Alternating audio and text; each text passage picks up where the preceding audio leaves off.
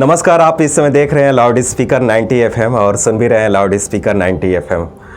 आज हमारे स्टूडियो में उपस्थित हैं डॉक्टर दीपू राय जी, जो फिजियोथेरेपिस्ट हैं। कभी कभी क्या होता है ना, अच्छे अच्छे डॉक्टर बोलते हैं कि दवाई से नहीं, अब आपको फिजियोथेरेपिस्ट ही सही कर सकते हैं। फिजियोथेरेपी आपको उस बीमारी में इलाज करती है।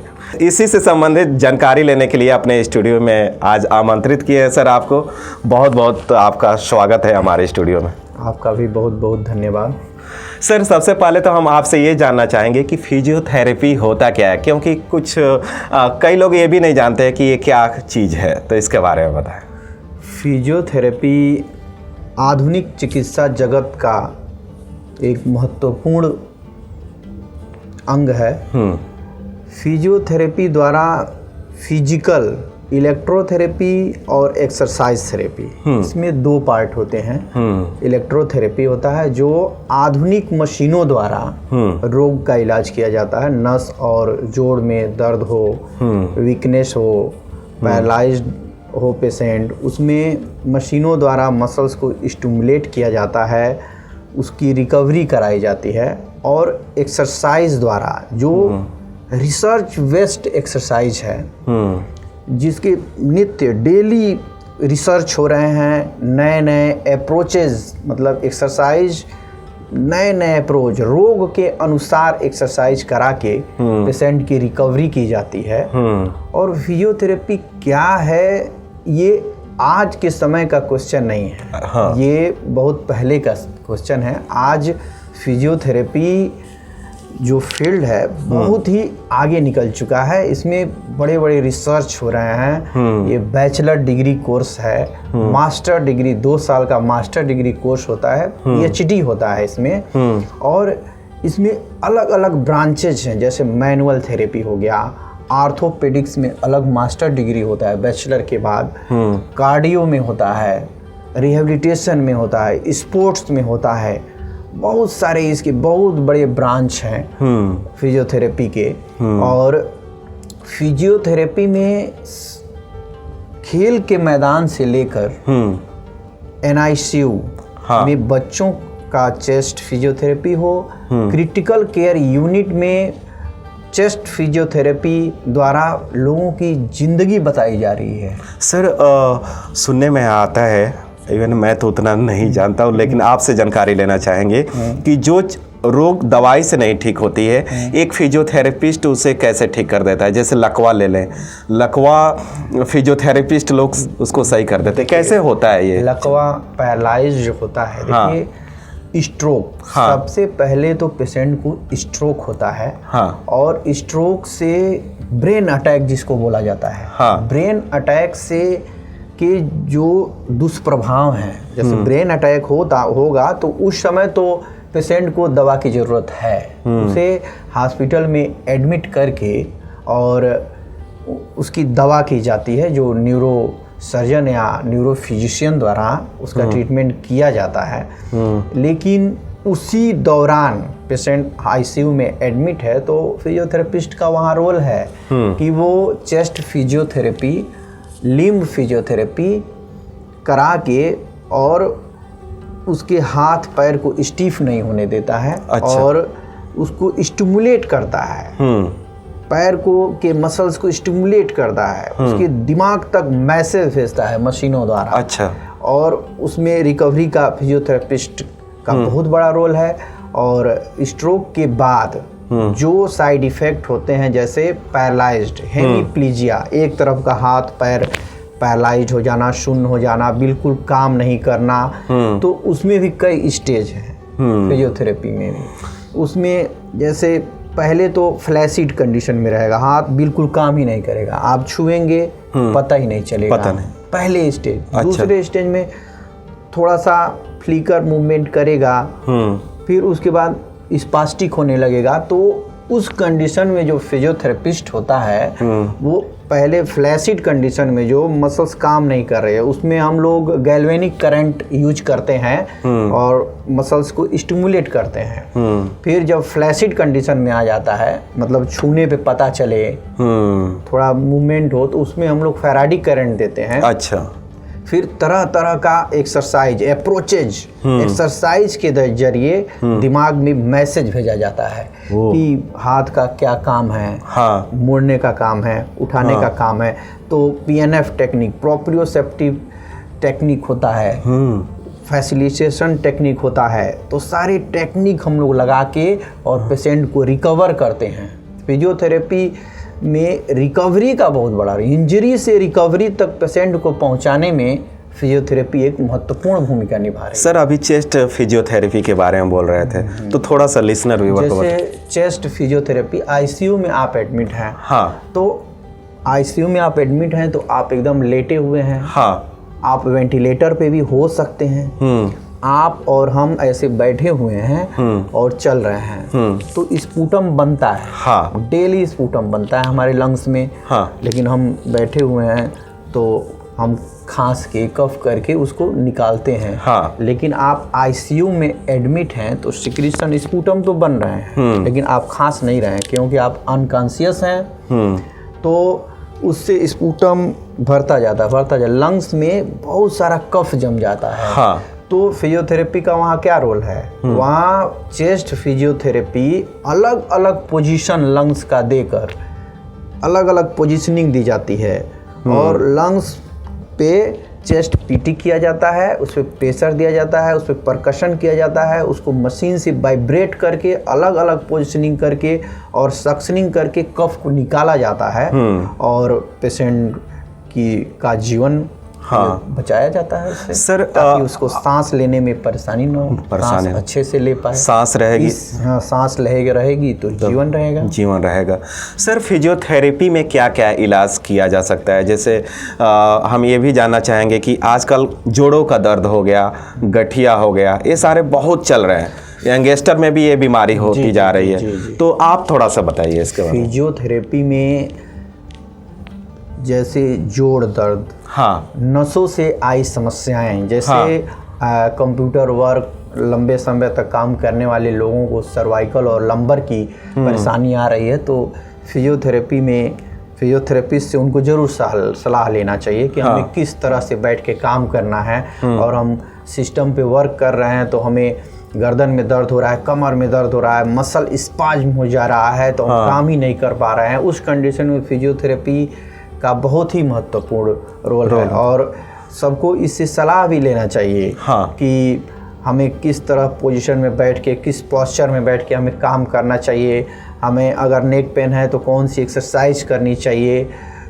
इसमें रोल है फिजियोथेरेपी का गठिया द्वारा प्रभावित जोड़ों, हाँ, जैसे रिमेटॉइड आर्थराइटिस, हाँ, और जितने भी गठिया से संबंधित जो बीमारियां हैं, हाँ, और उससे आपका घुटना, हाँ, पूरा स्पाइन जाम हो जाना, हाँ, एक्सियल स्पॉन्डिलोसिस और सर्वाइकल स्पॉन्डिलाइटिस, इस सारी बीमारियों में फिजियोथेरेपी बहुत ही महत्वपूर्ण भूमिका निभा रही है। हाँ, ये आपको सर्जरी से भी बचा रही है, हाँ, सर्जरी से भी फिजियोथेरेपी बचा रही है। आपको सर्वाइकल हो गया है, हाँ, आप पीआईवीडी तक के केस में, जो सर्वाइकल पीआईवीडी के केस को भी फिजियोथेरेपी करा के लोग अपना दिनचर्या डेली का आसानी से व्यतीत कर रहे हैं। सर किस प्रकार की फिजियोथेरेपी सबसे अच्छी होती है? क्योंकि कई लोग होते हैं, वो जान नहीं पाते हैं कि हमें कौन सी बीमारी है और किस तरह की हम अपनी फिजियोथेरेपी कराएं, और उनको सही सलाह नहीं मिल पाता है डॉक्टर। ये सवाल आपका बहुत ही महत्वपूर्ण है कि लोग यूट्यूब आजकल बहुत यूट्यूब देख रहे हैं, हाँ, सोशल मीडिया पे लोग एक्सरसाइज देख रहे हैं, और उन लोगों को भी देख रहे हैं जो यूट्यूब पे एक ही बार आपके गर्दन को पकड़े और कड़ाक, हाँ, एक हाँ, आवाज निकाल दिए, हाँ, और आपको ऐसे सीधा लिटा के कड़ाक आवाज निकाल दिए, हाँ, और बता दिए कि हम 5 मिनट में ही पेशेंट को सही कर दिए। नहीं, ये भ्रांति है, ये एक भ्रांति है। आपके आवाज निकालने से आप ठीक नहीं हो जाएंगे। फिजियोथेरेपी में मैनुअल फिजियोथेरेपिस्ट जो होते हैं, और फिजियोथेरेपी, असली फिजियोथेरेपी क्या है, इस चीज को हमें जानना होगा कि असली फिजियोथेरेपी क्या है। हमें जैसे गर्दन में आपके स्टिफनेस है, हाँ। आपके स्पाइन में स्टिफनेस है, तो हम उसे मोबिलाइज करते हैं, धीरे धीरे उसको मोबिलाइज करके उस जाम को खोलते हैं। और ये एक दिन में नहीं हो सकता है, हाँ। कि हम आप आए और खट से किए और खुल गया, नहीं, ये गलत है। हम लोग धीरे धीरे उसको एक एक ग्रेड में, first grade, second grade, fourth grade, ऐसे फिफ्थ ग्रेड पे जाके हम लोग उसे खोलते हैं, उसे रिलीज करते हैं, जो मसल स्पाज्म है उसे रिलीज करते हैं, एक्सरसाइज, स्ट्रेचिंग।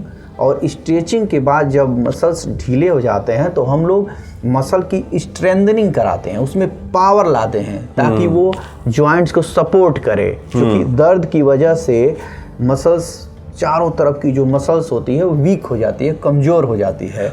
तो हम लोग उसकी स्ट्रेंथनिंग करा के उसका री एजुकेट करते हैं, उसमें पावर लाते हैं ताकि वो आपके गर्दन को, आपके घुटने को, सारे जॉइंट को सपोर्ट दे सके और आप दर्द से मुक्ति। डॉक्टर साहब, ये इतनी सारी समस्याएं क्यों होती जा रही है एक शरीर में? अभी आप बता रहे हैं कि ये पूरा जो होता है जाम हो जाता है, घुटना जाम हो गया, ये वाली यहाँ का पोर्शन जाम हो जाता है, ये इसका कारण क्या है? समस्याएं जो है सीडेंट्री लाइफ स्टाइल। अच्छा। सीडेंट्री लाइफ स्टाइल और खान पान। हाँ, थोड़ा सा इसके बारे में बताइए। फास्ट फूड, हाँ। फास्ट फूड और ज़्यादा मीठा खाना, फास्ट फूड खाना, ये सबसे ज़्यादा कारण है ऑस्टियोआर्थराइटिस और ये हड्डी और नस रोग का सबसे बड़ा कारण है फास्ट फूड खाना। और अपने दिनचर्या को सही नहीं रखना, सोने का और उठने की जो टाइमिंग है आजकल, ये सबसे ज़्यादा गड़बड़ है, क्योंकि हमारे ब्रेन सोने का टाइम बना हुआ है। हाँ, किस टाइम पे हमें सोना चाहिए और किस टाइम पे हमें जगना चाहिए, ये टाइमिंग नहीं सही रहेगी तो ऐसे बीमारियां बढ़ती ही रहेगी। इसलिए सोने और उठने की टाइमिंग अच्छी होनी चाहिए, 7 से 8 घंटे की नींद होनी चाहिए और टेंशन नहीं होना चाहिए। टेंशन से भी जो है शुगर, डायबिटीज़, और डायबिटीज़ की वजह से भी डायबिटिक न्यूरोपैथी डेवलप हो रहा है, हमारे हाथ पैरों में झिनझिनी हो रही है, और दर्द हो रहा है, ये शुगर की वजह से भी ये बीमारी होती है। अच्छा। और उस पर भी कंट्रोल करिए। हम टहलते नहीं हैं आजकल, तो हमें 45 मिनट से 50 मिनट से तक टहलना चाहिए। टहल के भी हम अपने जॉइंट्स को और मसल्स को स्ट्रेच करके इन सब बीमारियों से बच सकते हैं। और गलत पॉस्चर सबसे ज़्यादा, अगर बैक पेन या नेक पेन को अगर हो रहा है तो वो गलत पॉस्चर। हम एक ही पोजीशन में बैठकर 2 से 3 घंटे 4 घंटे तक सिस्टम पे वर्क करते हैं, गर्दन को झुकाकर मोबाइल देखते हैं 2 से 3 घंटे तक, इससे हमें सर्वाइकल और लंबर की समस्याएं आ रही हैं। तो इससे भी बचा जाए। थोड़ा सिस्टम पे वर्क करते समय हमें सही तरीके से बैठ के वर्क किया जाए। हर 1 घंटे 1.5 घंटे पे हमें थोड़ा सा उठ के गर्दन के मसल्स को थोड़ा स्ट्रेच किया जाए, थोड़ा उसको मोबिलाइज किया जाए, जिससे हम इससे बचा जा सकता है। डॉक्टर साहब, हम ये भी जानना चाहेंगे आपसे कि कब एक इंसान को, जो भी है, उसे कब फिजियोथेरेपी के पास जाना चाहिए? कभी कभी लेट भी हो जाता है। तो कब जाना चाहिए? ये भी क्वेश्चन बहुत ही सही है। ज़्यादातर केस लेट से आता है। एक केस नहीं, सारे केस फिजियोथेरेपिस्ट के पास लेट से आते हैं। जैसे किसी को कोई समस्या हुई, दर्द हुआ, घुटने में दर्द हुआ, ऑस्टियोआर्थराइटिस, मान लीजिए एक ही एग्जांपल दिया जाए, घुटना। तो घुटने में जब आपको दर्द शुरू हो तो आप उसका एक्सरे कराइए, उसमें आपको पता चलेगा कि ये प्राइमरी ऑस्टियोआर्थराइटिस, मतलब शुरुआती ऑस्टियोआर्थराइटिस है, घुटना आपका थोड़ा थोड़ा घिसना शुरू हुआ है। अच्छा। तो उस कंडीशन में आपके घुटने के अंदर की तरफ पेन होता है, तो उसी समय आप फिजियोथेरेपिस्ट के पास जाएं।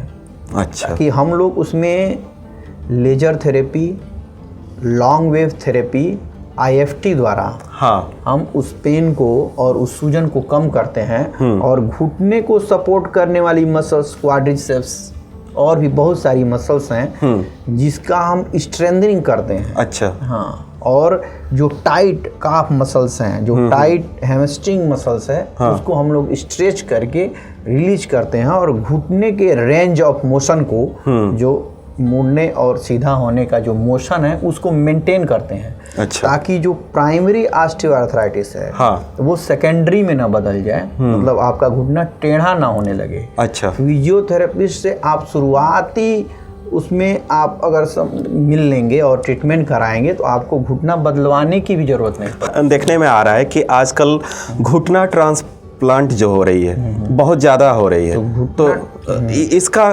किस स्थिति में जाना चाहिए एक मरीज को, या पहले एक फिजियोथेरेपिस्ट के पास जाना चाहिए या घुटना ट्रांसप्लांट कराना उचित है? घुटना ट्रांसप्लांट कराने से पहले एक फिजियोथेरेपिस्ट से जरूर मिलना चाहिए। जरूर मिलना चाहिए। हाँ, और आपका एकदम टेढ़ा ही हो गया है, आपके कार्टिलेज घिस ही गए हैं और पूरा कार्टिलेज घिस के आपका घुटना टेढ़ा हो गया, आपका साइनोवियल फ्लूइड आपका एकदम सूख गया है, तो उस कंडीशन में तो फिजियोथेरेपिस्ट कुछ भी नहीं कर सकता है।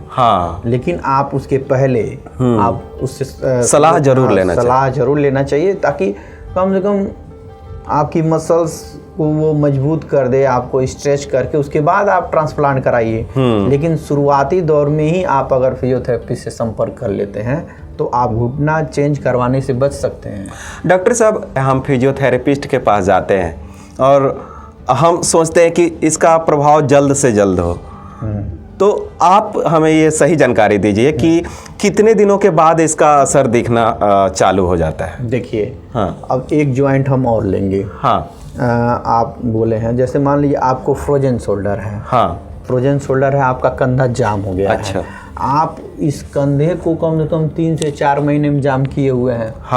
क्योंकि दर्द हुआ आपके कंधे में, या शुगर की वजह से पेरियार्थराइटिस फिर फ्रोजन शोल्डर में बदल गया ये, और आपका कंधा जाम हो गया। तो पेशेंट आते हैं और पहले दिन फिजियोथेरेपी होती है, हम लोग कंधे को मोबिलाइज किया जाता है, और भी बहुत सारी विधि है इसको इलाज करने की, तो सब किया जाता है। तो 1 या 2 दिन या 10 दिन में आपका कंधा नहीं खुलेगा। अच्छा। हाँ, आपको उसमें समय देना होगा, कम से कम 25 सेशन, 30 सेशन या 1.5 महीने भी लग सकता है। तो हम लोग तो इसमें घबराना नहीं चाहिए, क्योंकि आपका कंधा जाम हो गया है, तब आप फिजियोथेरेपिस्ट के पास आए हैं, तो उसको खोलने में भी टाइम लगेगा। तो इसलिए थोड़ा टाइम लगता है, लेकिन घबराना नहीं चाहिए। क्योंकि कंधा जाम का इलाज ही फिजियोथेरेपी में है। और किसी भी आप कोई भी दवा खा लीजिए, आपका कंधा नहीं खुलेगा। जब तक आप फिजियोथेरेपी नहीं कराएंगे, आपका फ्रोजन शोल्डर ठीक ही नहीं हो सकता है। फिजियोथेरेपी जरूरी है, फिजियोथेरेपी जरूरी होती है।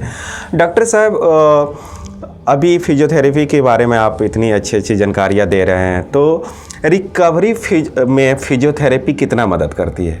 कोई अगर एक्सीडेंट हो गया या कुछ भी हो गया, तो उस केस में कितना मदद करती है? एक्सीडेंट हो गया, जैसे मान लीजिए आपका एक्सीडेंट हुआ, और आपको स्पाइनल कॉर्ड इंजरी हो गई, ठीक, तो अगर आपका कमर के पास की जो हड्डी है स्पाइन की, वो टूटी है और स्पाइनल कॉर्ड कंप्रेस हो गया है, या गर्दन के पास टूटी है, तो गर्दन के पास की जो हड्डी टूटती है, उसके बाद क्वाड्रिप्लीजिया में चला जाता है। अच्छा। दोनों हाथ और दोनों पैर नहीं काम करते हैं, तो उसके बाद ऑपरेशन होता है। तो आपका अगर कंप्लीट स्पाइनल कॉर्ड इंजरी है, तो उस कंडीशन में तो पेशेंट का हाथ और पैर नहीं काम करता है, उसमें कुछ भी नहीं किया जा सकता है। बस एक फिजियोथेरेपिस्ट उसको बता सकता है कि आप इसकी केयर कैसे कर सकते हैं। लेकिन आपको इंजरी हुआ और कंप्लीट स्पाइनल कॉर्ड इंजरी नहीं हुआ, आपका हाथ पैर थोड़ा पैरालाइज्ड हुआ है, उस कंडीशन में फिजियोथेरेपी बहुत महत्वपूर्ण भूमिका निभा रही है।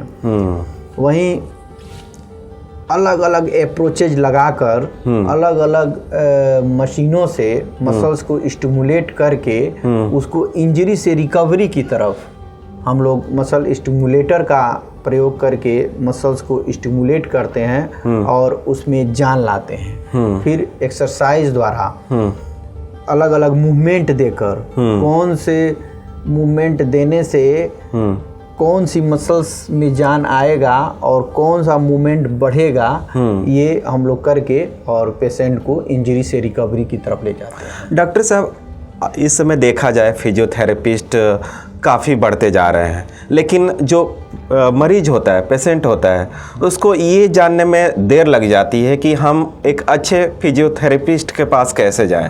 तो इसकी पहचान के लिए कोई चीज़ बताइए। अच्छे और बुरे फिजियोथेरेपिस्ट का अंतर तो पेशेंट नहीं लगा सकता है। हाँ, वही लेकिन मतलब पेशेंट को एक प्रोफेशनल फिजियोथेरेपिस्ट, हाँ, प्रोफेशनल फिजियोथेरेपिस्ट जो बैचलर और मास्टर डिग्री करके और अपना प्रैक्टिस कर रहे हैं, उस फिजियोथेरेपिस्ट के पास आपको जाना होगा ताकि आपका इलाज सही हो पाए। तो ऐसे तो देखिए, झोला छाप तो हर फील्ड में है। हाँ, ऐसा नहीं है कि फिजियोथेरेपी में ही झोला छाप घूम रहे हैं। हाँ, एलोपैथ में भी झोला छाप हैं। हाँ, वो लोग भी बैठ के पूरा हार्ट से लेकर और ब्रेन का इलाज कर दे रहे हैं, दवाई खिला दे रहे हैं। तो उसको जब आप पहचान सकते हैं कि ये एलोपैथ जो दवा दे रहा है वो झोला छाप है, अच्छा, और जो डीएम कार्डियो हैं या एमडी हैं या एमबीबीएस हैं वो असली डॉक्टर हैं, आप पहचान कर। तो वैसे इसमें भी है। राइट, सही जगह पे नहीं आदमी पहुंचेगा तो कैसे सही इलाज होगा सर? नहीं, सही इलाज नहीं हो सकता है। जब जाते जाते डॉक्टर साहब, जो भी हमारे लिसनर व्यूअर देख सुन रहे हैं आपको, उन्हें क्या लाइफ स्टाइल को लेकर के, दिनचर्या को लेकर के क्या सजेशन देंगे? थोड़ा मिठाई और जो यूरिक एसिड वाले पेशेंट हैं उनको प्रोटीन वाला सामान खाने से परहेज करना चाहिए। और जो मोटापे की तरफ जा रहे हैं उनको मीठा सामान, फैटी सामान, ऑयली सामान, ये सब थोड़ा कम वर्जित करें। और टहलें, 45 मिनट टहलें और 7 से 8 घंटे की नींद लें। आज के हमारे आरोग्य भव सीरीज में थे डॉक्टर दीपू राज सर, जो एक फिजियोथेरेपिस्ट हैं। आशा करते हैं कि जो भी इन्होंने सलाह दी वो आपको बहुत ही लाभ पहुंचाएगा। अगले किसी और एपिसोड में फिर होगी आपसे मुलाकात। तब तक देखते रहिए, सुनते रहिए लाउड स्पीकर 90 FM। बजाओ बजाओ जरा झूम के बजाओ। सब्सक्राइब करिए और बेल आइकन को भी प्रेस करिए।